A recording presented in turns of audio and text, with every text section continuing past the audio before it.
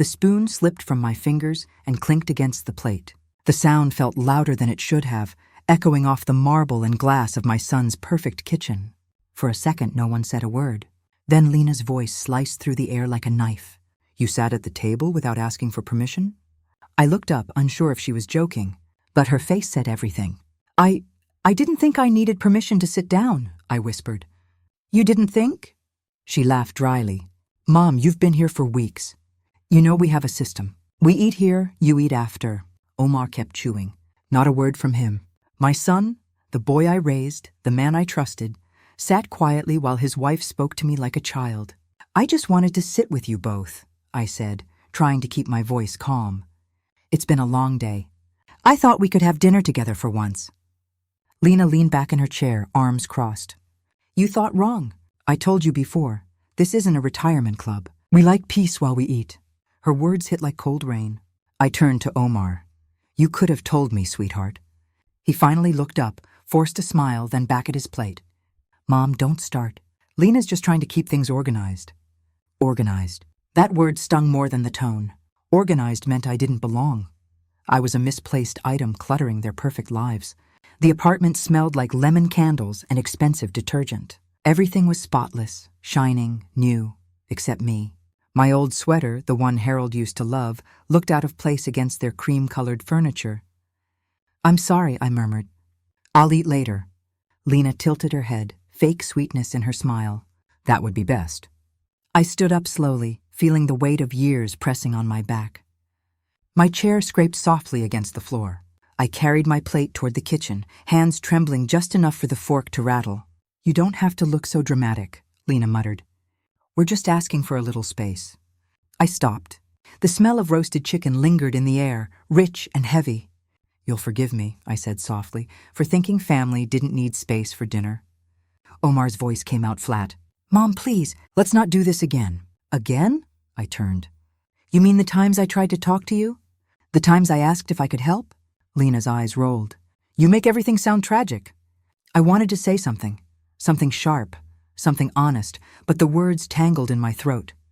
Years of swallowing small hurts had made silence my habit. I set the plate on the counter. The edge of it slipped on the marble, then cracked. A piece broke clean off and fell to the floor. "Careful!"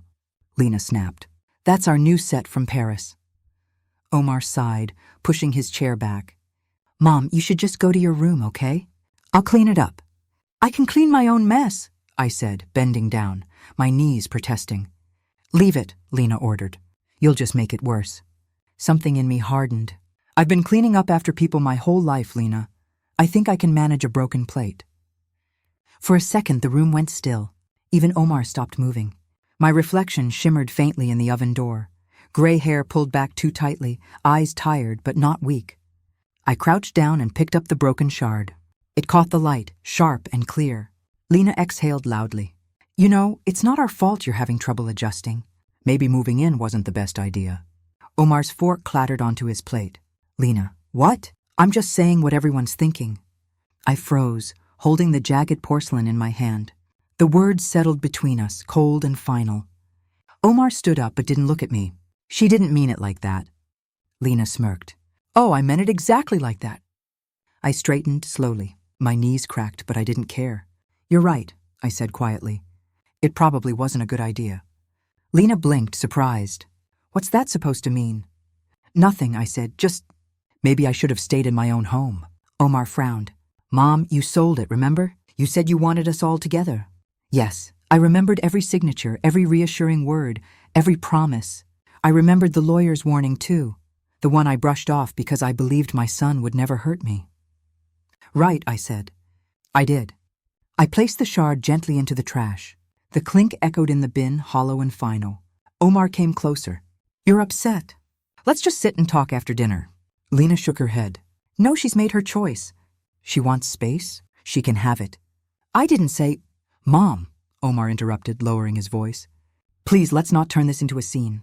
Lena's been under stress with work."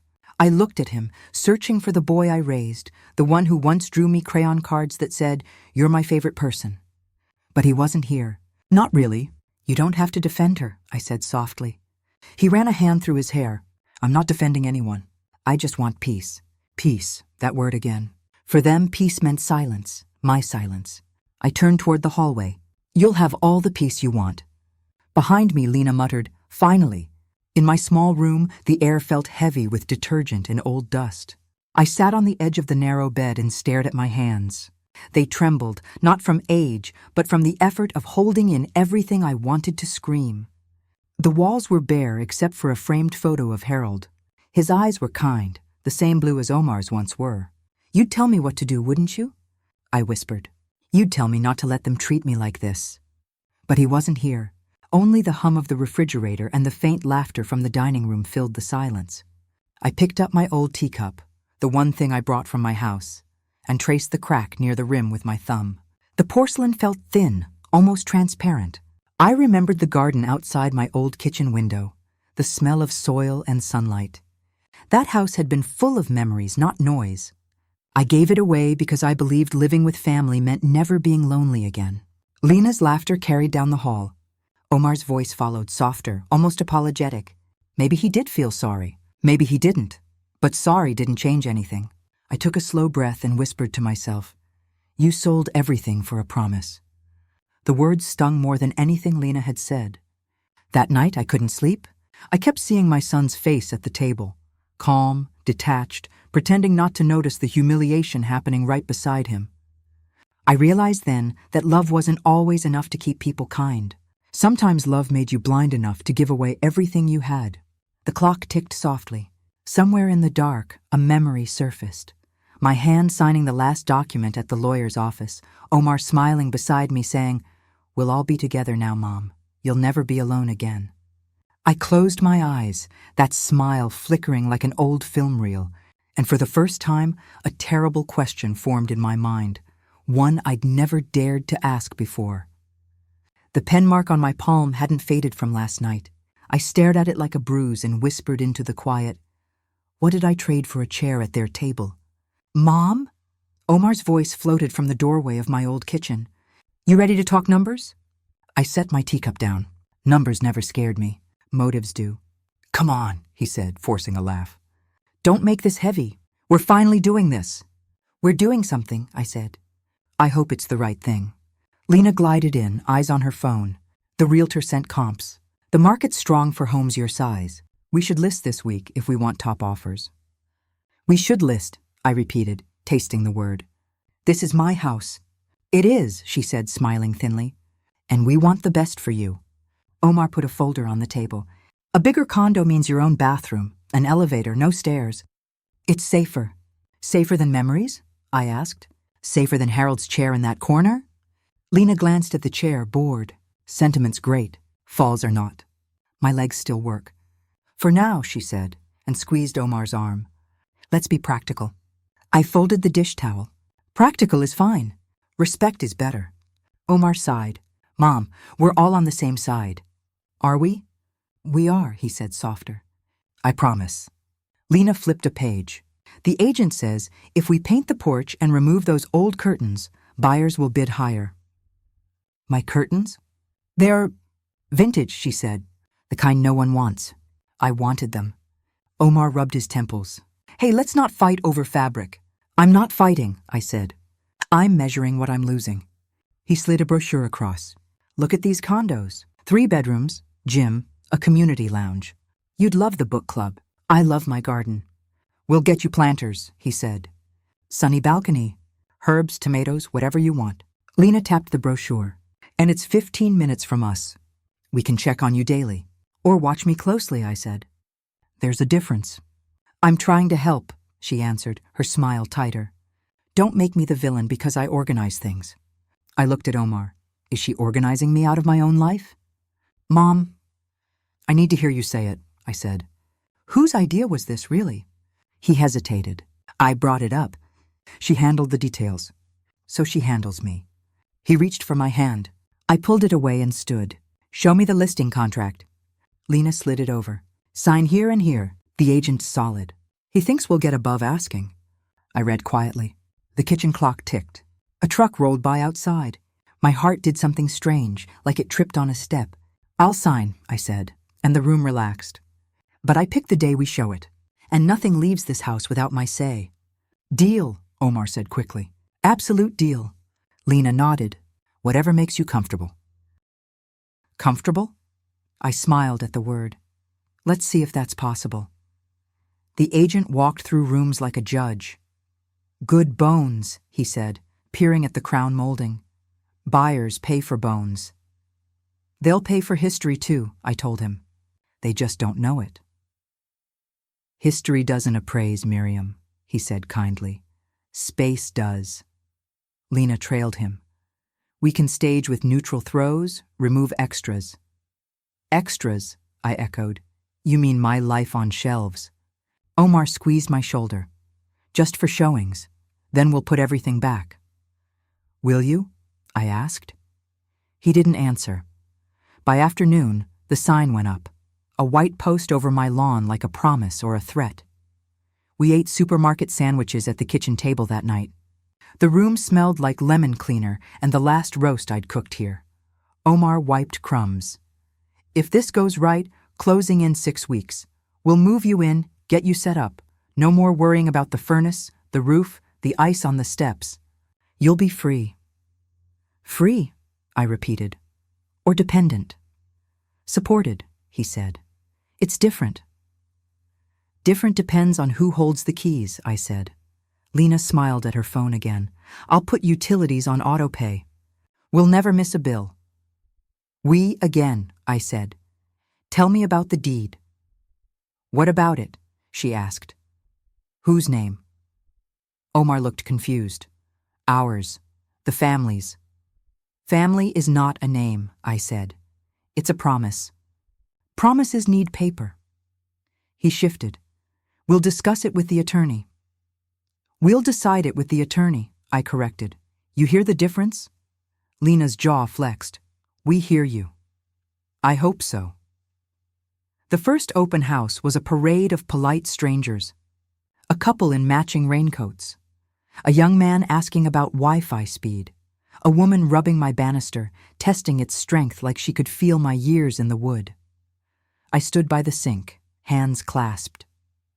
Please take off your shoes, Lena chirped at people. Let them walk, I said. The floors have survived worse. Omar whispered, It'll help the price, Mom. I looked at him. You think I care about numbers more than footprints? He tried to smile. Today I do. An offer came in 3 days. Above asking. The agent grinned. Lena clapped. Omar hugged me, brief and nervous. I nodded and felt something close behind my ribs. So fast, I whispered, like it was waiting to leave me. Omar searched my face. We can say no. We could, I said, but we won't. He exhaled. Thank you. Don't thank me, I said. Just remember me. At the bank, the check looked unreal. Numbers I'd never seen next to my name. Congratulations, the teller said. That's quite a sale. It was a home, I said. Not a sale.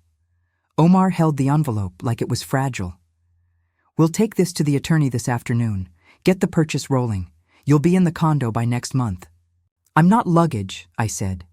You don't have to move me fast to feel good about this. It's not that, he said. I just want you safe. Say what you mean, I told him. You want it done. He swallowed. Yeah, I want it done. Lena put a reassuring hand on my arm. It'll be beautiful, Miriam. Fresh start. A fresh start, I said. Or a clean slate for you? Her hand slipped away. Why do you always look for the catch? Because I've been caught, I said. Many times. It teaches you to watch the net. Daniel Ortiz's office was quiet and neat, with framed degrees and a plant that didn't know it lived under fluorescence. He stood to greet us. Miriam, he said warmly. I'm glad you came in. Glad is a big word, I said. We'll see. He gestured to the conference table. Let's walk through purchase options and title, slow and simple so nothing gets missed. Lena settled in, smile polite, eyes sharp. We like simple. Simple protects everyone, he said, especially the person funding the purchase. Omar glanced at me. We're using my mom's proceeds for the down payment. The condo will be for all of us. Daniel nodded. Then we'll draft a title structure that reflects that.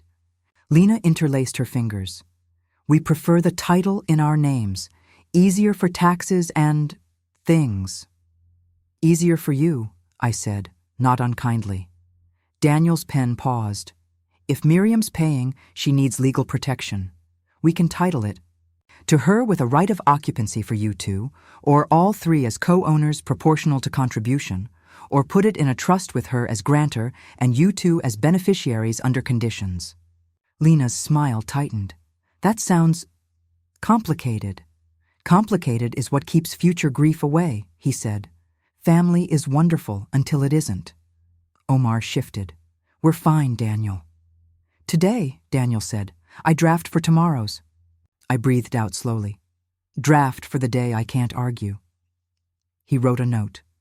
Then we prioritize Miriam's control while she's alive and clarity after. Lena twirled her ring. Could we at least be the ones to sign on repairs, vendors, all that? You can be authorized users, he said. It doesn't require title. Omar cleared his throat. Mom, you know we're not trying to take anything. Then you won't mind me keeping everything, I said. He looked stung. That's not fair. Fair is what the paper will say, I answered. Daniel slid a draft form forward. Let's confirm names for the deed as we structure it. Miriam, full legal name. I gave it. My hand didn't shake. Omar? He asked. Omar recited his. Lena? She smoothed her blouse. Lena Carter. Daniel lined up 3 signature tabs and then paused, thinking. Before we finalize, I want to flag something. Omar leaned in. What is it? Purchasing in Miriam's name protects her investment. Gifting funds without her on title is a legal donation.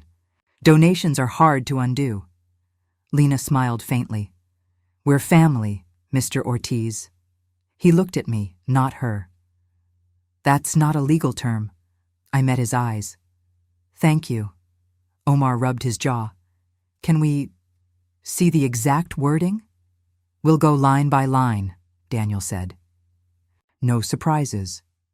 Lena nodded, almost too quickly. Perfect.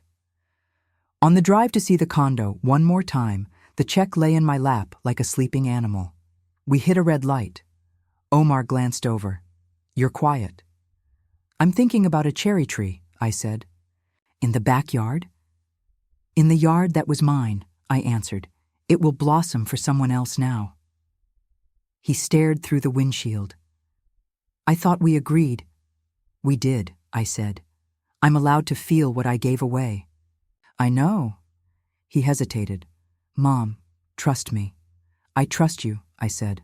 I'm learning not to trust the part of you that wants comfort more than truth. He winced. That's harsh. It's honest.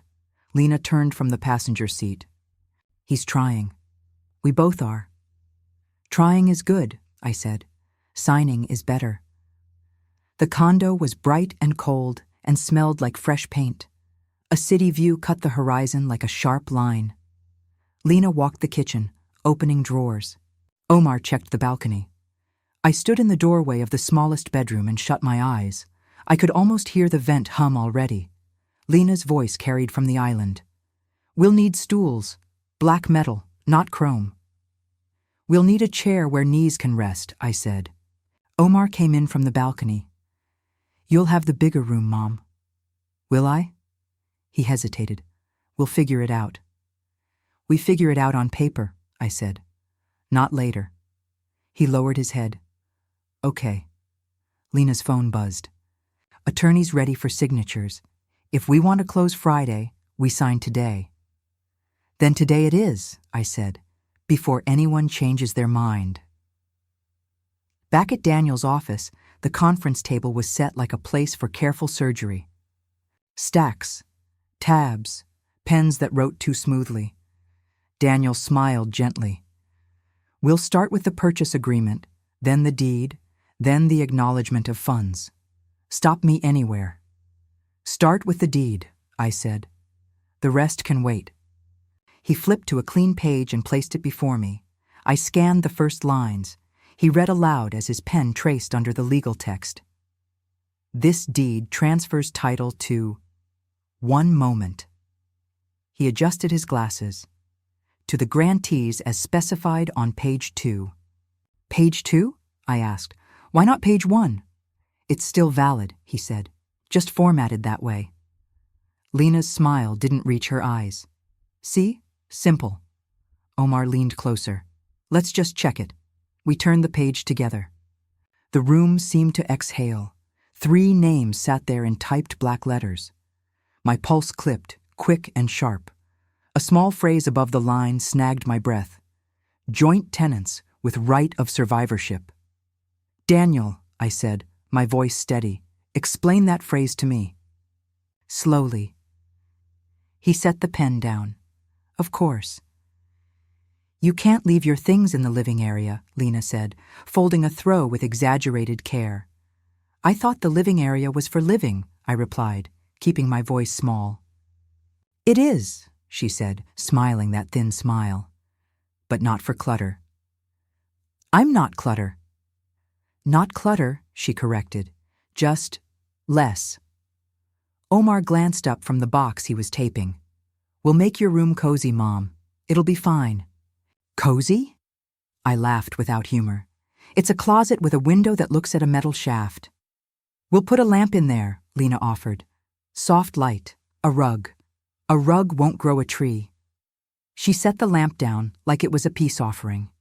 You'll be near us, she said. We'll see you every day.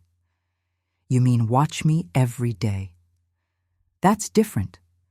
They carried my boxes in like they were bringing me neatly labeled parts of a life. Omar placed my chipped teacup on the nightstand as if he were setting an artifact in a museum. He kissed my forehead and said, We did the heavy stuff, Mom. This will be simpler. It's lighter for you, I said, not for me. Lena opened the pantry and rearranged a stack of my favorite teas. I'll label everything, she said. You'll thank me later. I already know which tin is chamomile. You can keep it in your room, she said, so it doesn't get mixed up. At dinner that night, they ate at the long dining table. I ate in the tiny kitchen, standing at the counter, balancing a plate on my palm like some awkward tray. You're not joining us? Lena asked, not looking up from her salad. I was going to, but I forgot the rules, I said. You know the rules. Omar smiled and pushed his chair back. We want to maintain a peaceful routine. Peaceful, I repeated, meaning I don't speak unless spoken to. That's not what I meant, he said. Just boundaries. Boundaries. The word landed like a closed door. I watched them laughing, sharing news about work. Their small jokes like coins passed between them. I chewed my food slowly, tasting salt and a deeper ache. That night, when they went out to a concert, the apartment sighed with quiet. I made myself tea and sat on the narrow bed, the ventilation shaft only inches from the window, its metal breathing a steady, hollow sound. The room felt like the inside of a clock. I told myself I could live small for a while. I told myself it was temporary. I read a book under the lamp Lena had brought and pretended the light was gentle because I needed it to be. My hands traced the seam of an old patchwork shawl I'd wrapped around my shoulders. It smelled faintly of soil and laundry soap, the smell of a life I had loved. The next morning, Lena left a list on the counter. Kitchen rules, it said at the top. 1. No dishes in the sink overnight. 2. Label all containers. 3. No strong smells while cooking on weeknights. I always wash dishes, I told her when she returned. Not like we do, she replied. You leave hair in the sink. You leave crumbs. Just be mindful. You want me to live with checklist kindness? It makes things smoother. When I forgot the labeled container and put my soup in an unlabeled dish, she scolded me in front of the mail carrier, voice soft but sharp. Please don't mix things up, Miriam. It makes the fridge messy. The mail carrier's eyes flicked to mine, then away. I wanted to tell him it had been my fridge for 40 years. Instead, I smiled and turned the page of my letter like nothing had happened. At night, she moved the remote. We like to watch the news at 9, she said when I reached for the television. Not programs about old people. You mean not the programs I like? We mean not the programs you monopolize. Omar chuckled. She likes the gardening channel. not the market index. Gardening keeps me alive, I said. It keeps my mind. She can garden on the balcony, Lena suggested, with those little planters. A planter can't replace the backyard where I grew tomatoes and filled the air with green. But I kept quiet. I packed my grief into small pockets and carried it with me like spare keys. Days folded into the same small humiliations. I'd find my mug in the dishwasher, cleaned but placed on a high shelf I couldn't reach without wobbly steps. I'd ask politely for it, and Lena would hand it down like a gift to a child. Once, I set out a plate at the table, and Lena walked over and moved it gently to the counter. That's where we keep guest plates, she said. You know where you belong. I learned to measure my voice. Short sentences, no complaint, no edge. It was safer to be small. But being small made my ribs ache. I kept thinking about the house I had sold, the porch where Harold carved our initials, the kitchen with the window that looked south at maple leaves. I had signed papers with a steady hand because I believed family would be the shelter that never demanded my notice. One afternoon, my hand reached into a drawer for a spatula and instead closed around a thin rectangle of cardboard.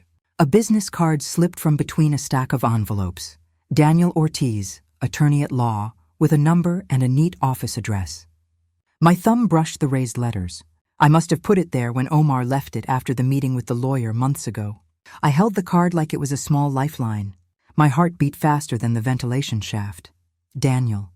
The name had sounded kind when he explained options, patient when he warned about joint titles. I'd folded his card and tucked it away like a secret recipe, never thinking I'd need it. The room seemed smaller all at once. The card felt heavier than the lamp. I thought of the deed, of signatures, of phrases I hadn't fully understood. My mouth tasted like pennies. I put the card in my palm and closed my fingers around it. I could call. I could ask him to explain, to look at papers, to tell me what those legal phrases meant. Or I could slide the card back into the drawer, breathe, and pretend the list on the counter was just practical and the tiny room was cozy. Omar's shoes were at the door when I heard the lock click. He smiled at me, tired but warm. "Everything okay?" he asked. "Yes," I lied.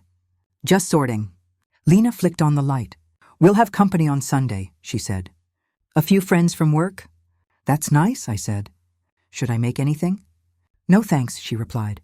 "We'll order in." They went into the living room to plan. I sat on the edge of the bed and looked at the card again. Daniel's number sat like an unspoken option between us. I felt ridiculous and hopeful all at once. For weeks, I'd been folding myself into a new routine, softening to fit. The card was the first thing that felt sharp enough to push back. I could imagine his voice saying, "Read the deed. I can tell you what it really means." Maybe he would say it was fine. Maybe he would say there was a way to keep the house in my name. Maybe I was being foolish to hope. I put the card on the nightstand, where the lamp made it glow a little. The room's metal breath hummed steady. Outside, someone laughed in the hallway, and the elevator chimed. I wrapped my shawl tighter and stared at the business card until the letters blurred. My hands wanted to hold the phone. My mind wanted the simplicity of pretending everything was normal. My chest wanted both and neither. I turned the card over one more time, feeling the weight of what I had given away and what I might still reclaim. The decision leaned toward me like a small tide. The phone felt heavier than it should. I'd been staring at Daniel Ortiz's business card for an hour, my thumb tracing the gold lettering until it started to fade. When his voice finally came through, it was calm, warm but professional.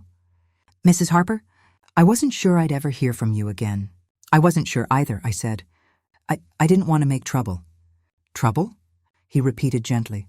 "You mean asking questions about your own home?" His tone made me pause. That's one way to put it. He waited a beat before saying, "Why don't you come in? No obligation. Just a conversation." I hesitated, looking toward the door. I could hear Lena moving around in the kitchen, her heels clicking like warnings on tile. "It has to stay between us," I said quietly. "No one can know I'm calling you." "It'll stay between us," he said. "Always." That word always carried more weight than I expected. The next morning, I told Lena I was going for a walk. She didn't look up from her phone. "Don't forget your keys this time," she said. "I won't," I answered. Her tone, like always, made even simple words sound like instructions. Outside, the cold air tasted like freedom. I took the long way to Daniel's office. 2 buses and a 10-minute walk. It gave me time to collect myself, or at least pretend to. The building was quiet, all glass and soft light. When Daniel stepped out of his office, he looked exactly as I remembered. Kind eyes, a suit that looked lived in, not showy. "Mrs. Harper," he said, offering a hand. "It's good to see you." "Please," I said. "Just Miriam." He nodded. "Miriam it is. Come on in." His office smelled like paper and coffee, the scent of decisions being made. I sat down, hands folded tightly in my lap. "So," he said softly, "tell me what's been happening since we last met." I looked at the window where the city blurred behind thin blinds. I moved in with my son and daughter-in-law. I thought it would feel like family. It doesn't. Daniel leaned forward slightly. "You mentioned before you were using the proceeds from your home to buy a condo. Did you end up on the title?" "That's what I want to know," I said. "The deed. There was something written on it, something about survivorship." I didn't understand it then. He nodded slowly. "Joint tenants with right of survivorship?" "Yes," I whispered. "That's it. What does that mean?" "It means when one owner dies," he explained, "their share automatically passes to the surviving owner. It bypasses a will entirely. So if I die," I said, "the condo becomes theirs." "That's correct." I sat back, the breath leaving my lungs. "And if they decide to sell it while I'm alive?" "They could," he said carefully. "If all owners agree?" "All owners," I repeated. "Which means I'd have to agree too." He hesitated. "Yes, legally, but in practice, if you've given them power of attorney or allowed them control of certain finances, they could move things faster than you'd like." I stared at my hands. They looked small against the dark wood of his desk. "So I'm not safe." "You're not powerless," he said. "That's what we're going to change." He opened a folder and pulled out a single sheet. "There's a legal option," he said. "A correction of title. It won't undo what's already been signed, but it can give you protection, rights of occupancy, control over sale, and a say in financial matters." "Would they know?" I asked. "Not unless you tell them," he said. "I can file it quietly under a protective addendum. But you'd need to sign a few forms." I swallowed. "And if they find out?" He met my eyes. "Then you'll have to decide what matters more, peace or protection." His words landed with the weight of truth I wasn't ready to hear. When I got home, Lena was in the kitchen unpacking groceries. "You've been gone for hours," she said. "I went downtown," I replied. "Downtown?" she said, eyeing me. "For what?" "Just walking," I said. "I like seeing things that don't belong to anyone." She laughed, short and sharp. "You sound poetic. Did you buy anything?" "Just a coffee." "Next time tell me," she said. "Omar worries when you disappear." I didn't answer. My purse felt heavy with the folded papers Daniel had given me. I could feel their corners pressing against the lining like secrets wanting air. Later that night, I sat on my bed, the papers spread out in front of me. Every line looked like a risk written in ink. Omar knocked softly. "You awake, Mom?" I gathered the papers quickly, sliding them under the quilt. "Yes, come in." He stepped inside, smiling tiredly. "Lena said you were out for a while. You okay?" "I'm fine," I said. He looked at me with that familiar concern that used to feel warm, but now just felt watchful. "If you ever need anything, money, errands, whatever, you know you can ask, right?" "I know," I said. "But sometimes it's nice to do things myself." He nodded. "Of course." His voice softened. "You don't have to prove anything, Mom. We just want you to be comfortable." I forced a small smile. "Comfort's overrated." He chuckled, not catching the edge in my tone. "You're something else." When he left, I waited for his footsteps to fade before pulling the papers back out. The next morning, I went to the bank Daniel had mentioned. The teller, a young woman with kind eyes, stamped something and handed me a pen. "Sign here," she said. "And here." My hand hovered above the line. My reflection stared back at me from the shiny desk. I remembered the last time I'd signed something, the deed that had cost me my home. I whispered, "I don't want to make another mistake." The teller gave a small smile. "Then don't rush." I smiled faintly and stepped back. "I'll bring this back tomorrow." Outside, I called Daniel from the bench across the street. "I couldn't sign," I told him. "That's okay," he said. "It's not an easy thing. You're protecting yourself. That takes time." "I'm scared," I admitted. "If they find out, they'll hate me." "Maybe," he said. "Or maybe they'll learn you're not as helpless as they think." His confidence steadied me. "Will this really keep me safe?" "It'll give you leverage," he said. And sometimes leverage is the difference between survival and surrender. Then I'll do it, I said quietly. Tomorrow. Take your time, he said again, but I could tell he approved. When I got home that evening, Lena was waiting at the kitchen island, arms crossed. Where were you? At the park. For 6 hours? I walk slow, I said. She studied me. You look nervous. I'm fine. You sure? She pressed. Because Omar said you seemed distracted lately. Is something wrong? I forced a breath. No, I'm just adjusting. She nodded, but I could see suspicion behind her smile. If you ever need to talk about anything, paperwork, bills, just tell us. We can help. I'm managing, I said. Her smile lingered, sharp and knowing. I'm sure you are. That night, I locked my door for the first time. In the morning, I stood at the bus stop with the papers folded neatly inside my purse. The sky was pale gray, the kind that made the world feel paused. I told myself I'd just drop them off, sign, and leave before anyone noticed. But as the bus approached, I hesitated. I could almost hear Omar's voice saying, "We just want peace, Mom." And Lena's, "You should have stayed in your old house." I thought of Daniel's calm eyes, the quiet weight of his words. Peace or protection. The bus door opened with a hiss. I stepped forward, then stopped again. My hand gripped the purse strap tight. Could I really do this? Could I betray them before they betrayed me? I took one slow breath, the kind that fills the space between decisions. The driver looked at me impatiently. You getting on or not? I smiled faintly. Not yet. As the bus pulled away, I stood alone on the sidewalk, papers pressing against my side like a heartbeat. Somewhere, a part of me knew this choice would change everything, and maybe that was the point. You left your towel on the radiator again. I forgot, I said, folding my hands into my apron as if that would make them smaller. We've talked about this, Lena replied, moving it like it was an offense. It's not safe. It's not neat. I'll hang it up, I answered. I'm sorry. You say that a lot, she muttered. Omar, can you tell her? She knows, he said, more tired than angry. Just hang it, Mom. The living room smelled like lemon polish and the new sofa cushions Lena insisted on. The light overhead was too bright, everything too visible. I stood at the sink with my hands in soapy water and watched her set the timer on the oven like she was timing the clock on my patience. You don't have to stand there, Lena said suddenly.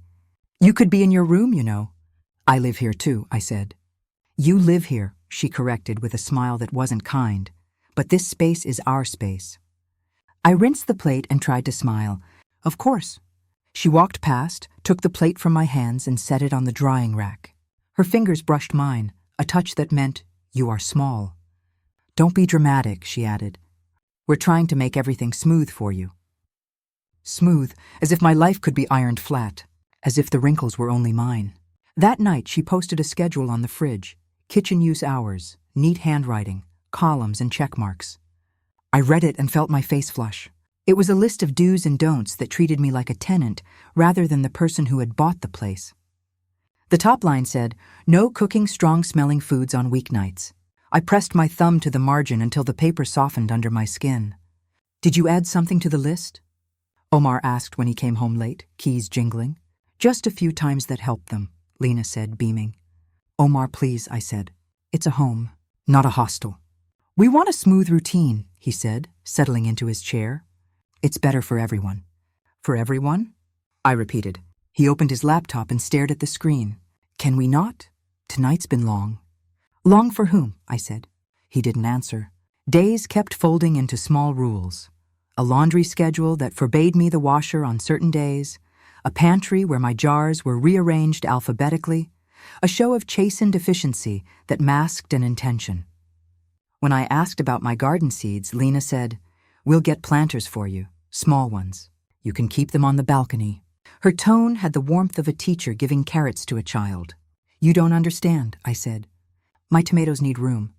They'll be fine, she said. Low-maintenance varieties. She pronounced it like she was deciding my health. One afternoon, I reached for a mug I'd had since Harold was alive. A chipped blue thing he'd called handy, and I couldn't reach it. Lena had moved it to a high cabinet. I can reach, I said, standing on tiptoe. Here. She set it down with precision, like placing a relic in a case. You should be careful, Mom. Careful of what? breaking something you love. Her voice was gentle, but the intent was clear. I was fragile, replaceable, an artifact to be curated. At dinner, they ate at the big table. I ate at the counter with a bowl balanced on my knees. Lena and Omar laughed together over small things, a co-worker's wedding, a ridiculous boss. Their laughter bounced off the walls and left me empty. "You okay, Mom?" Omar asked once, glancing at me. "I'm fine," I said. "You sure?" "Yes." He looked away. Sometimes Omar's eyes were like how they used to be when he was a boy, and I was the whole theater of his small world. Those moments were rare and fragile. The humiliations grew like a slow leak. One morning, I walked into the living room to find a stack of my late husband's books on the floor. Covers dusted, pages fanned like a man left out in the cold. Lena stood over them with a cushion, eyes flat. "We're redecorating," she said. "I thought these would look better stacked." "They're his." "They're old," she said. "They don't match." She used the word match like a verdict.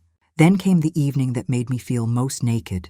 Lena planned a small dinner party, 3 of her friends from work, a couple of neighbors she knew by sight. "It'll be casual," she said. "A little wine, some show and tell for the new condo." The show and tell was supposed to be their pride. It became their stage. "I'm going to make the salad," she told me, "but you can help with appetizers if you want." "I'd like that," I said, hoping. When the doorbell rang, I stood at the threshold of the kitchen with a bowl in my hands. Lena opened the door in a dress that made her look small and sharp in the same breath. "Paula," she said, kissing her friend on the cheek. "You made it." "I did," Paula answered, bright and curious. "It looks lovely. Come in, take off your coat." Lena turned to me. "You can put those on the platter and go sit." "We'll serve." I brought out the tray, hands steady. I placed it on the countertop near the guests, hoping someone would look up and smile. "Dinner's going to be in a few minutes," Lena said, clapping her hands softly. "Miriam won't be joining us at the table tonight. Isn't that right, Miriam?" I felt every eye turn. The air tightened. "Yes," I heard myself say. "That's right." Lena's guests sipped their wine. The conversation grew loud and close. Lena turned to me with an odd expression. "You know," she said, "we've been working on keeping the condo fresh. Old things just make the place look tired." "You mean like my things?" I asked. "Oh, Miriam," Paula laughed lightly. "I didn't mean—" "It's fine," Lena said, quick as a blade. "We're just trying to keep a modern look." "I understand," I said, my voice small. She took one of my old placemats and lifted it like a prop. "This one's been here forever. Isn't it funny how some people get attached to things?" The guests chuckled. "Yes, sentimental pieces," someone said. I smiled with my mouth and felt the words cave in on their edges. "That's our little rule," Lena said. "We keep communal spaces clean and uncluttered. It's how we keep the flow." "The flow," Omar repeated, his face neutral, not meeting mine. They talked about flow as if it were a virtue. It felt like a sentence. I kept my hands folded around the tray, feeling my palms sweat. After dinner, Paula helped clear a plate, and then, casually, she set one of my napkins aside. "Did you find old things when you moved in, Miriam?" she asked with innocent curiosity. "Yes," I said. "A few?" "Isn't it a shame to let them go?" she asked, looking at Lena. Lena gave a tight smile. "We all have to make choices." "A choice," Paula echoed, looking at me like a child watching a magic trick. "How brave." The laughter followed like wind through leaves, and I felt something in me start to harden. Humor was now their tool to lighten the load of what they were doing. After the guests left, Lena wiped the counter with quick, clinical motions. "See how easy that was?" she said. "They loved the place." "They loved the place," I repeated. "Not the people who made it a home." She didn't answer. Omar collapsed onto the sofa and stared at the television without turning it on, as if he needed the noise to buffer what he had allowed. That night I couldn't sleep. Images of that table looped in my head. The way Lena had spoken my belongings into smallness. The way Paula's eyes slid past me like a curtain. I replayed every exchange, trying to map where the fault began. Was it when I signed the papers? When I trusted my son's smile? When I believed promises printed on a brochure? I rose before dawn, more from a need to move than any plan. The apartment was quiet, the city soft at that hour. I went to the little drawer beside the nightstand, where I kept things you hope you'll never need. A spare key, a photograph, an envelope with Harold's handwriting. and there, tucked between envelopes, lay Daniel's card. My fingers closed around it like it was a compass. His name was neat and certain. I had thought of him as someone who protected paper, someone who read contracts the way a priest reads scripture. Now he felt like a small god. I dialed his number and put the phone against my ear. My chest tightened with fear and possibility. "Daniel," he answered like he'd been waiting. "How are you, Miriam?" "I need to come by," I said. "There are things I found out. Things I don't like." "Come by this afternoon," he said. "Bring everything you have. We'll go through it." I tucked the phone away and breathed once deep enough to feel the weight shift. There was work to be done. There was paper to be read and meanings to be clarified. There was a chance, small and bright, to make noise in a house that had tried to silence me. When I returned from Daniel's office with the corrected deed, I placed the envelope in my purse like a loaded coin. Its weight was real. I felt it press against my hip every time I moved, a private pulse against my skin. "You look different," Lena said the next morning, pausing by the sink. "I made a mistake last night," I said. "I spilled some tea. I'll clean it up later." "You're distracted," she said. "You always are lately." Omar was less surprised. "You handled Daniel okay?" he asked softly. "He's thorough." "He is," I said. My voice didn't tremble on the word. That evening, Lena announced she was hosting another gathering, a small housewarming for colleagues and a few neighbors. "Let's show them how we've settled in," she said. "Let's be proud." Her eyes looked sharper than the announcement deserved. "Do you want me to make anything?" I asked. "No," she said. "We'll order in." "Okay," I said. When people started arriving, I felt the tension coil like a spring. My purse felt heavier. The envelope inside it was small and quiet and burning. I kept my hand near it, my fingers worrying the leather as if I could steady my breath with touch. "Paula!" Lena called, sweeping into the living room. "So glad you could come again." "Wouldn't miss it," Paula said, smiling placidly. "This place is gorgeous." "Thank you," Lena said, satisfied. They clustered near the table, wine glasses lifting, the hum of easy gossip filling the room. I stood in the doorway, invisible by habit. "I thought you'd be at the table tonight," Omar said quietly, coming up beside me. "You look like you're carrying the world." "I might be," I said. "Or at least a paperweight." "Everything okay?" he asked. "It's fine," I said. "Just feeling reflective." He hesitated. "If you need to—" "I don't," I replied. "Not now." My mind raced. Show the deed and risk humiliation and accusation before the documents were fully settled, or wait until the law's shield was complete. Expose them and be called ungrateful, dishonest, a disruptor of family peace. Wait, and let the next insult slide until there was nothing left to get back. Lena laughed loudly, drawing everyone in. "To new beginnings," she toasted, glass raised. "To family." "Family," they echoed. I held my glass but didn't raise it. The deed pressed thrice against my thigh. My fingers tightened around the strap. There was a point where quiet becomes concealment. There was a difference between being patient and being erased. My hand vibrated with the knowledge that what I did next would define not just the night, but possibly the rest of my life. I moved through the room like I had done this many times before, polite nods, soft smiles, and all the while the envelope burned at my side. When Lena turned to show a neighbor a photograph, the moment opened like a small window. My voice came out steady, louder than I expected. "Excuse me," I said. "May I sit for a moment?" "Of course," Lena replied automatically, smiling. "Take the chair." I sat. The room pivoted like the world had finally granted me a seat it hadn't meant to give. I reached into my purse for something else, and my fingers brushed the paper. It was heavier than I imagined. Tonight could be the night I risked everything, or the night I let everything go. "You can't just sit there." "I can," I said, and my voice surprised me with how steady it felt. "Mom, please." "Not this time," I replied. "Not tonight." They were already arranged like a small court. Lena at the head, polished and bright. Omar a few seats down, looking like he'd rather be anywhere but here. The guests leaned forward on their wine, curious, warm, the kind of warmth that makes your skin prick. "We invited people to celebrate," Lena said, voice thin. "This was supposed to be pleasant." "It is pleasant," I said. "For you." "You're making a scene," Paula murmured from the sofa. "I don't want a scene," I said. "I want to be seen." Lena laughed sharp. "Seen? Miriam, we've seen you. You live here now. You don't get to decide what seen means. Omar's eyes flicked to me, then away. Mom, what are you doing? I'm sitting, I said. And I have something to say. Say it later, Lena snapped. We have guests. I thought this was a family night, I said.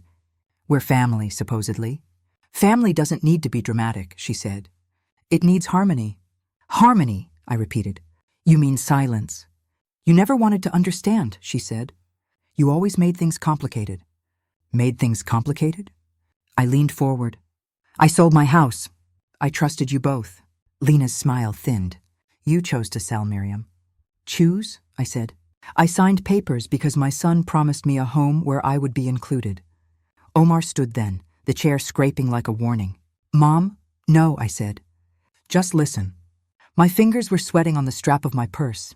The envelope was there, heavy and quiet. I could feel it like a heartbeat against my thigh. I reached in slowly, like I was opening an altar, and pulled out the deed. The paper made a small sound as it unfolded. What's that? Lena asked, eyes narrowing. Something you didn't expect. She snatched it from me before I could place it on the table. Her hands trembled for a single second, then went hard as stone. What is this? She demanded. Read it, I said. Please read it. She scanned the page, then another. Her face shifted from triumph to confusion so fast it seemed like someone had switched the lights. This can't be right, she said. Where did you get this? Daniel Ortiz gave it to me, I said. He corrected the errors. Errors? Omar echoed. What errors? He prepared a proper title transfer, I said. This condo is registered in my name. You could hear the air leave the room. Glass chimed softly somewhere as someone set their drink down too carefully. Paula made a small, shocked sound. That's impossible, Lena whispered. You signed away the money. Yes, I did, I said. But the deed is filed, shows Miriam Harper as the owner. You can't do this, Lena hissed.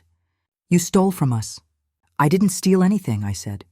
I used what I had to buy a place I thought would be a home for all of us. You forged paperwork, she accused. You manipulated the attorney. Daniel is an honest man, I said. He advised me. He saw the irregularities and fixed them. Omar's face was a storm. Miriam, why would you... Why would I what? I asked. Why would I secure my future? You betrayed us, Lena spat. You lied to us. I lied to you? I laughed, the sound sharp. I was honest every step of the way. You were the ones who wanted my house and not my company. You can't just sit here and claim ownership, Lena said, voice rising. This is our home now. It's my home, I said. The money was mine. The papers are mine. The deed is mine. You're delusional, she said, taking a step toward me. Her hand flashed out. It was a shove, quick and cruel, and I stumbled back from the table. Pain stabbed through my hip like a bright hot wire. Mom, Omar cried. You got what you deserved, Lena snapped. Don't act like a martyr. I fell against the edge of a chair, the metal protesting. The room lurched and tilted. The laughter had gone when the shove came, replaced by the harsh clatter of silverware and a silence so loud I could hear my pulse. Are you all right? Paula asked, voice tiny. No, I said, breath coming sharp. My hip... Omar was at my side before I realized he'd moved. Are you okay? I'm so sorry. You pushed her, I managed, hand gripping the fabric of my skirt. The pain flared. My face went hot. She fell, Lena said, voice small and venomous. She was weak. She tripped over her own foot. You pushed her, Omar said, suddenly very precise.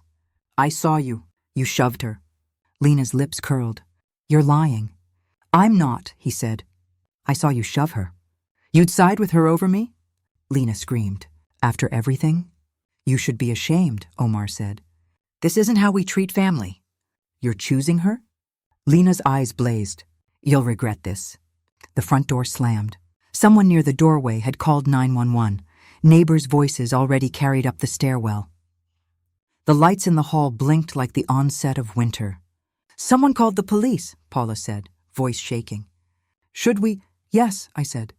My jaw hurt from the effort of speaking. Yes, tell them everything. Omar's hand was on my shoulder, steady. Stay with me, he said to me. Don't move. Don't touch me, I said, surprised at my own edge. I can't. 2 officers arrived, polite and brisk. Is there an injured person? The female officer asked, kneeling beside me. Her badge caught the light. She pushed me, I said, pointing. The pain blurred the edges of my vision. She pushed me. Lena's face went white.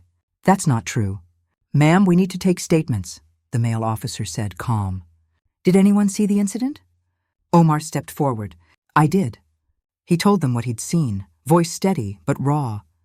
Lena shoved her after Miriam revealed the deed. The officers exchanged a look and asked Lena to come with them for questioning. She protested loudly, accusing them of bias, but the female officer remained composed. We have a witness, she said. We need to sort this out. Paramedics arrived. A stretcher unfolded like a sudden white flower. The EMTs asked me to lie down. My hips screamed at the movement. The room spun a little. Paula moved to the side, eyes wide and wet. People murmured. Omar held my hand while they examined me, his fingers cool, steady. You're going to be okay, he said, though his voice trembled. I don't know, I said. I don't know yet. They helped me onto the stretcher like lifting something fragile but stubborn. Lena thrashed at the officers, calling me names, accusing me of making it up to ruin her life. Her voice rose until it sounded small and ugly. You'll lose everything, she screamed. I'll make sure of it. You'll come with us, one officer said firmly. You can contest this through the courts. The paramedic checked my vitals. We need to take her to the hospital, he said. It looks like a hip injury. We'll stabilize her and get x-rays. I felt hands lifting me, cool fabric at my shoulders, the stretcher gliding like a small boat through the living room.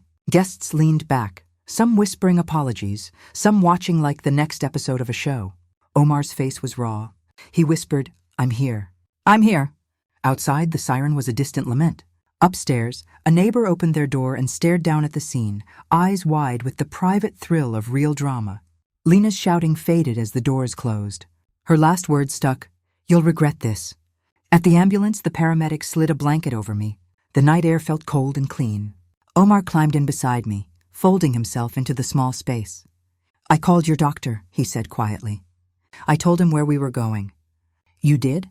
I asked, because it was the softest thing he'd done all night. I did. He reached for my hand and squeezed it. The pressure was a lifeline. In the ER, the doctor spoke in steady, careful phrases. X-ray confirms a fracture, he said. We'll need to operate to pin the hip.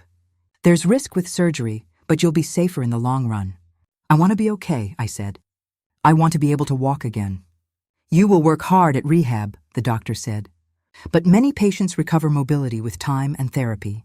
Outside the small curtained room, I heard the officers finish taking Lena's statement at the station. Omar sat in the waiting area with his head in his hands. He looked up when the nurse called my name. I'm right here, he said. You testified? I asked, voice faint. I did, he said. I told them the truth.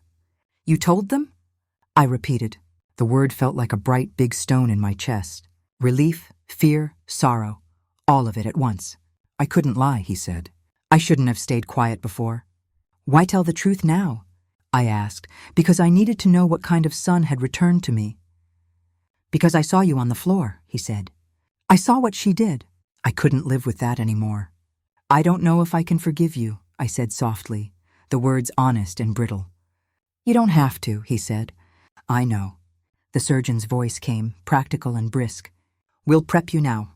As they wheeled me toward the operating room, Omar squeezed my hand one last time. I'm sorry, he said. I know, I said. But sorry only gets you so far. The bright operating light swallowed me, and for a moment I thought about how many times I'd put others first. How many times I'd swallowed sharp words like pills. This time my body would speak for me. The fracture was a truth the house couldn't hide. In the waiting room, Lena's car was still parked at the curb when the officers returned. The handcuffs were tucked away, but the charge had been filed. Her voice had been loud enough for the hallway to remember. Omar sat alone when the surgeon finally came out. The operation went well, he said. She's stable. Expect a few days in the hospital, then rehab. Omar closed his eyes. Thank you. I woke in a small room that smelled faintly of disinfectant and jasmine. My hip ached, but the ache was also a record, proof that something had happened and someone had been held to account. An officer came to ask if I wanted to press charges. I thought about Lena's scream in the hallway. I'll ruin you! Do it, I said slowly, if it helps keep someone else safe. The officer nodded and took my statement. Omar came in then, eyes red but clear. He sat by my bed and didn't say much. He just held my hand. "I don't know where we go from here," he said finally. "We go where the truth takes us," I answered. My voice was tired but steady. He looked down, ashamed and relieved at once. "I don't expect forgiveness. Don't give me the job of keeping you in debt for your mistakes," I said, and even then, it was kinder than my first thought. He looked up, hope small and careful in his eyes. "I'll do better." "I'll see," I replied. Outside the hospital window, the city lights blinked, indifferent and obscene. Lena's name lingered like smoke. The police had notes, statements, the fracture on an X-ray. The deed I had brandished sat in a file at the station now, evidence of motive, proof of ownership. As the nurse adjusted my pillow, I thought of all the small things that had led to this. The lunches I'd skipped to save for a roof, the nights I'd knitted, fingers stiff and patient. I wondered if justice would be enough to fill the hollow that had been carved by quiet cruelty. Omar sat with his head bowed. He had chosen the truth, and for now, that was something. The rest, healing, rebuilding, finding whether a son could become a man again, would be the slow work after the sirens faded. The light above me was too white, too still. I blinked hard, but the room didn't change. My hip felt like a stone lodged inside me. Every breath tugged against it. "You're awake," a voice said softly. "Hey, don't move too much, all right?" I turned my head. A man in scrubs smiled, gentle eyes, kind face. "I'm Sam, I'm your nurse." "What happened?" I whispered. "You took a fall, fractured your hip. They stabilized it overnight. You're safe now. Where's my son?" Sam glanced toward the hallway. "He's outside with your lawyer. They'll be in soon." I closed my eyes. My throat ached like I'd swallowed glass. I remembered the dinner, the papers, Lena's shove, the crash of my body against the chair. Then, nothing. When I opened my eyes again, Omar stood by the door, his face pale, his shoulders slumped. Daniel followed behind him, steady and composed, a folder under his arm. "Mom," Omar said quietly, "how are you feeling?" "Like I fell off my life," I said. He winced. "I'm sorry." I looked at Daniel. "Is she still there?" "Lena's in custody," Daniel said. "They're holding her overnight while charges are processed." I stared at the ceiling. "Good." Omar exhaled, long and shaky. "They said it's aggravated assault. They're serious about it." "She should have been serious about not hitting me," I said. "Actions have consequences." Daniel pulled up a chair beside me. "The police report matches your statement." Omar confirmed he saw the push. My head turned toward my son. "You told them?" He nodded. "I did. I couldn't lie anymore." For a moment, silence filled the room, heavy but clean, like rain washing something that had festered too long. The monitor beside me beeped softly. Sam adjusted the IV line and smiled. "Try to rest. You'll need strength for rehab." "I've had enough resting," I muttered. I spent months pretending peace meant safety. Daniel's eyes met mine. "There'll be a hearing soon. We'll need your statement officially recorded." "I'll tell them everything," I said. "You should," he replied. "Your truth is clear. The evidence is solid. The deed, the witnesses, the neighbors' statements. You've got a strong case." Omar rubbed his hands together. "I didn't know she'd go that far." "You didn't want to know," I said. "I was afraid of losing her," he admitted. "I kept thinking things would calm down, that she'd change." "She did change," I said quietly. "Just not the way you hoped." He lowered his head. "I should have protected you." I sighed, watching him fidget like a child again. "What matters is that you finally did." Sam returned with a cup of water. "You've got visitors, huh? You must be loved." I smiled weakly. "Love takes work." "Yeah," Sam said. "So does healing." "Luckily, you've got time for both." The curtain swayed as he left. The scent of antiseptic mixed with the faint sweetness of flowers from a nearby vase, probably from Omar. I looked at them, small and bright against the sterile room. Daniel opened his folder. "We'll need to prepare your affidavit and go over a few questions for court." "Court?" I asked. "So soon?" "Yes," he said. "Lena's lawyer will likely argue provocation or emotional distress. We'll counter with the deed and your testimony." I felt the fear creep in, small and sharp. "Will they believe me?" "They'll believe the truth," Daniel said. "You have documentation, witnesses, and injuries consistent with the assault. This isn't just a family dispute anymore. It's a criminal case. Omar's hands tightened into fists. If she tries to lie, I'll stop her. I swear I will. Swear it in court, Daniel said gently. Omar looked at him, then at me. I will. I owe you that. I stared at him for a long time. He looked older now, not in years, but in regret. You owe me honesty, I said. Not loyalty, he nodded. I'll give you both. The afternoon light crawled through the blinds, cutting soft lines across the room. The ache in my hip pulsed in time with my heartbeat, steady and slow. Daniel gathered his papers. The hospital will keep you for observation. I'll check in tomorrow. Thank you, I said. You've done more for me than family has in months. He smiled faintly. Sometimes it takes strangers to remind us of our worth. After he left, Omar sat quietly beside me. I could hear the soft hum of machines, the distant squeak of nurses' shoes in the hallway. Mom, he said finally, I know sorry doesn't fix things, but I'm going to testify. I'll say exactly what happened. I studied his face, the guilt, the shame, the fragile determination. You're my son, I said. You can't fix the past, but you can stop repeating it. He nodded. I will. The nurse came in again to adjust the monitor. You'll feel better once the swelling goes down, he said. And you've got quite the support system. I almost laughed. That's debatable. He grinned. Well, you've got me. I'm Team Miriam. His kindness was light but grounding. After he left, the room fell quiet again, except for the rhythm of machines and the soft ticking of a clock on the wall. Lying there, I realized something. Pain and peace can live in the same body. My hip throbbed, but beneath the ache was something new. Certainty. The truth was no longer hidden. It was documented, witnessed, alive. Omar's phone buzzed. He looked at it and frowned. It's the officer, he said. They've scheduled the preliminary hearing. When? I asked. Friday morning. So soon, I murmured. Daniel's words echoed in my head. You'll need your statement ready. The nurse adjusted the blanket and smiled softly before leaving again. I stared at the ceiling, counting the small cracks in the paint like constellations. Somewhere between pain and exhaustion, I found resolve. Omar, I said. You'll be under oath, won't you? Yes. Then tell them the whole truth. Don't protect her. Don't soften it. I won't, he said. I need to hear you say it. He looked at me, eyes glassy. I'll tell the truth, Mom, I promise. I nodded slowly. Then maybe we can both start healing. The machines kept beeping. Outside, the hallway lights dimmed to evening mode. The scent of disinfectant faded into quiet. I closed my eyes, my fingers brushing the edge of the blanket, and whispered to myself, this time silence won't win. The courtroom felt colder than I'd imagined. The air smelled faintly of paper and nerves. My cane clicked softly against the floor as I took a seat near the back. Omar sat at the witness stand, head down, hands clasped. Daniel gave me a small nod from beside the prosecutor's table, a quiet reassurance. Lena was already there, her hair perfect, her expression calm but hard. She didn't look at me once.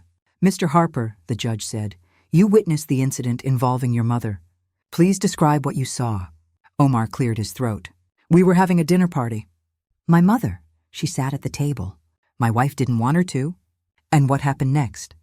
She told my mom to move. My mom didn't. Then Lena, my wife, she shoved her. My mom fell. Lena shook her head.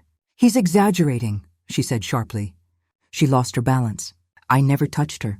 The judge raised a hand. You'll have a chance to respond, Mrs. Harper. I watched Omar's jaw tighten. He looked older, weighed down by truth. She didn't trip, he said. Lena pushed her. The courtroom went still. Even the clock seemed to pause. Daniel's voice was calm. Thank you, Mr. Harper. That will be all. Omar stepped down and looked at me, just for a moment, before sitting beside the officer. His eyes were red but steady. Then Lena stood. Her lawyer guided her gently forward. Mrs. Harper, the judge said, you may respond. She's manipulating everyone, Lena began. My mother-in-law's always been controlling, jealous of me, trying to turn Omar against me. That night, she came to the table just to embarrass me in front of my guests. I clenched my hands in my lap. She fell, Lena said, voice trembling just enough to sound rehearsed. And now she's pretending I hurt her. This is cruel. Daniel stood. Your Honor, the medical report confirms a hip fracture consistent with impact from a shove. We have multiple witness statements describing the same motion Mr. Harper testified to. Lena's mask cracked for the first time. Her lips tightened, eyes narrowing toward Daniel. The judge looked between them. Thank you. I've heard enough. The gavel sounded, a hollow knock that filled the silence. Given the evidence and corroboration, the court grants a temporary restraining order against Mrs. Harper, pending further proceedings. The criminal case will move forward. Lena gasped, hand clutching her chest like it was a personal betrayal. You can't do this. He's lying for her. Omar didn't look at her. He just kept staring at the floor. Daniel placed a hand on my shoulder. It's over for today, he whispered.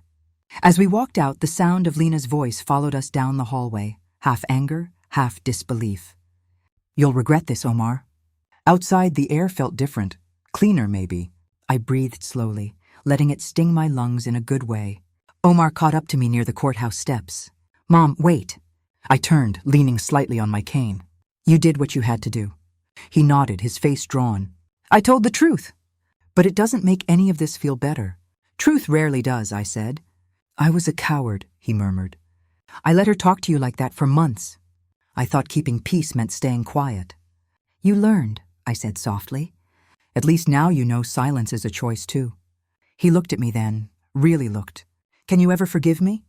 I hesitated. My heart wanted to, but forgiveness is heavier when the wound is still healing. I don't know yet, I said. But I'm glad you stood up. He exhaled, relief mixing with shame. I want to help you, Mom. Fix things. Maybe start by helping with the condo. The condo? I asked. Yeah, he said quickly. Renovate it. Make it how you want. It's yours now, legally and rightfully. I'll pay for it, or do the work myself. Whatever you need. I studied his face. There was guilt there, yes, but something else, too. A faint, unfamiliar sincerity. You want to fix the walls, I said quietly. But what about the distance between us? I'll work on that too, he said. For the first time, he sounded like the boy I remembered. Before the money, before Lena. Daniel walked past, giving a polite wave. We'll talk soon, Miriam. Next steps are simple now, just paperwork. Thank you, I said. As Daniel disappeared into the crowd, Omar reached for the car keys in his pocket. Let me drive you home. I hesitated, then nodded. All right. The ride was quiet, the kind that felt fragile, like one wrong word could send us back into silence. When we reached the condo, he parked but didn't move to get out. I meant what I said, he told me. About fixing things. I know, I replied. Just remember, repairs don't erase cracks. They show where the light gets in. He nodded slowly, eyes glistening. I'll take that. As I stepped out of the car, I looked up at the building, the place that had once felt like a cage, now just bricks and glass. The wind was sharp, but I stood straighter than before. Healing, like justice, takes time. But at least now both have begun. Straighten your back, Eric said, holding the support belt firmly around my waist. You're stronger than you think. I used to be, I muttered, wincing as I took another shaky step forward. You still are, he said. Pain's just proof you're rebuilding. His tone was steady, patient. The way a good teacher sounds when they've already seen your victory long before you have. I took another step. My leg trembled, but it held. The rehab room smelled faintly of antiseptic and hope. Sunlight poured through the wide window, turning the chrome bars into lines of silver. When I finally reached the end of the track, Eric smiled. That's it. That's a full lap. I smiled too, breathless. Feels like I ran a marathon.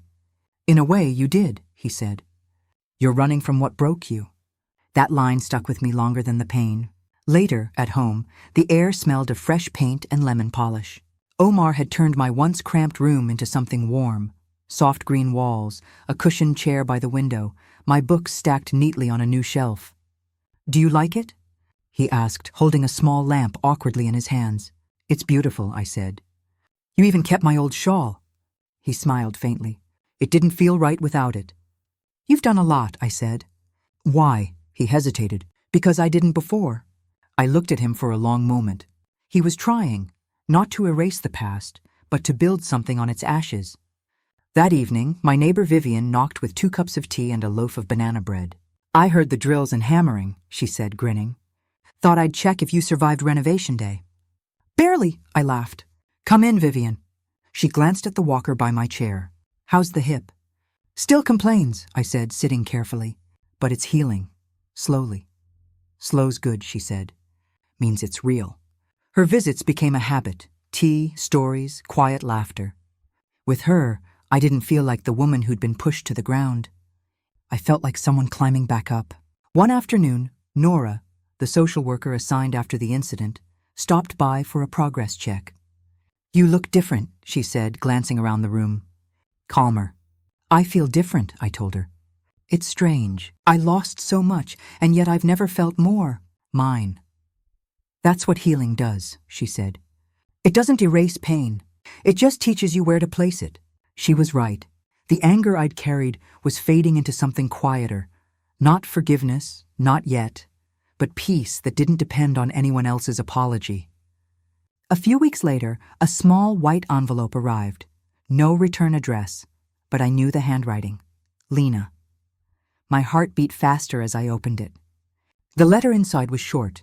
Miriam, I'm sorry for everything. I was wrong. I'm getting help. You didn't deserve any of it. If you can't forgive me, I understand. I read it twice.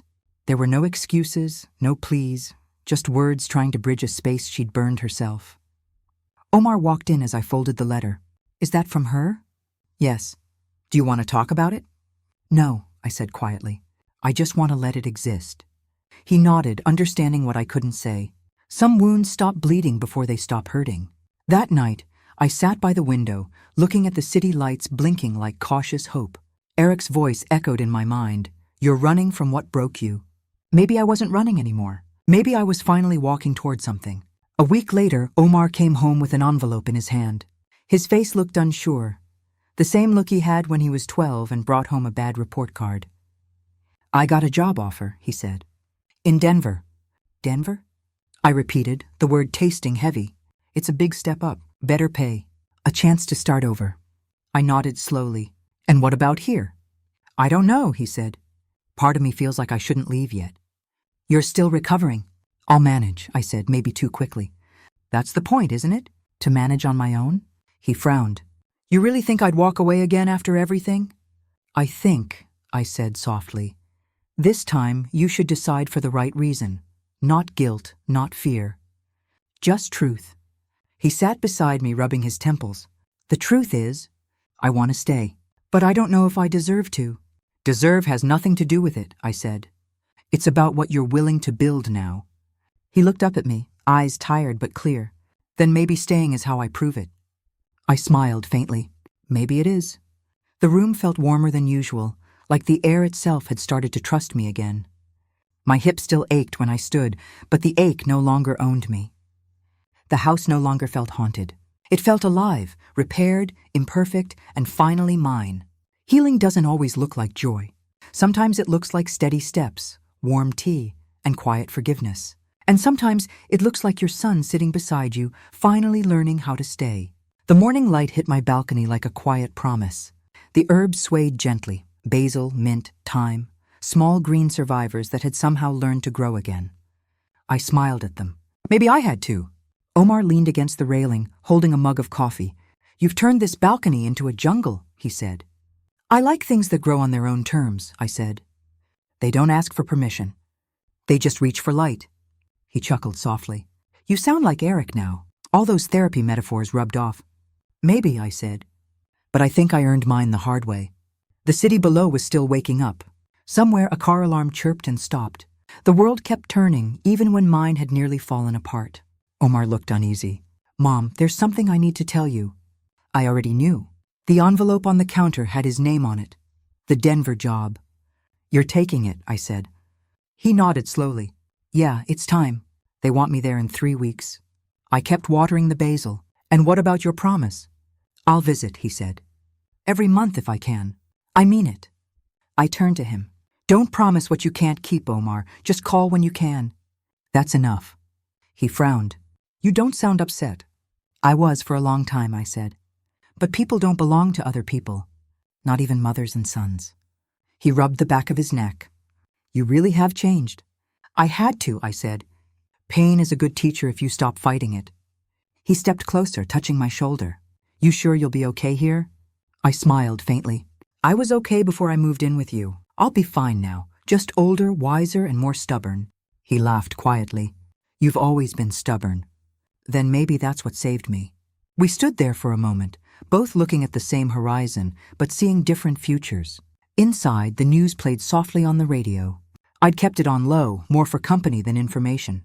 Lena's name had come up once in a report, a brief mention of her ongoing counseling and probation hearing. When I told Omar about it earlier, he'd said, "She's trying to get better, Mom." And I'd replied, "Good. I hope she learns what not to break next time." Now, as he left for work, he paused at the door. "You really don't hate her, do you?" "I don't have room for hate," I said. "It takes up too much space. I'd rather grow herbs."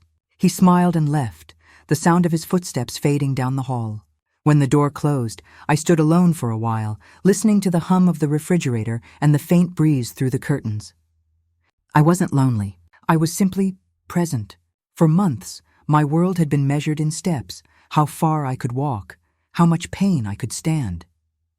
Now it was measured in quiet victories, the smell of mint after watering, the way sunlight hit the terracotta pots, the peace that came from finally belonging to myself. I had stopped waiting for apologies, stopped rehearsing speeches in my head. Silence had become my strategy again, but this time it wasn't surrender. It was strength. Vivian still dropped by on weekends with tea, Nora still called to check in, and Eric had sent me a message last week that said, "You're walking straighter than most people I know." He was right. I wasn't just walking. I was rooted. I moved to the edge of the balcony, watering the last pot, small tomato seedlings just beginning to push through the soil. Their leaves were fragile, trembling, but alive. The water shimmered as it soaked into the dirt. For a long time, I'd lived as if my worth depended on being quiet, agreeable, invisible. Now my silence had a different shape. Calm, deliberate, owned. I whispered to the tiny plants, "You'll grow better in the sun, won't you?" A breeze brushed my cheek, carrying the scent of earth and green things. I looked out over the city and felt something unexpected. Not triumph, not sadness. Just peace. And for the first time in years, peace didn't scare me. Stories like this remind me that strength isn't always loud. Sometimes it's found in silence, in small steps, in the decision to start again. If you felt something while listening, tell me which moment stayed with you the most. Was it the breaking point or the rebuilding?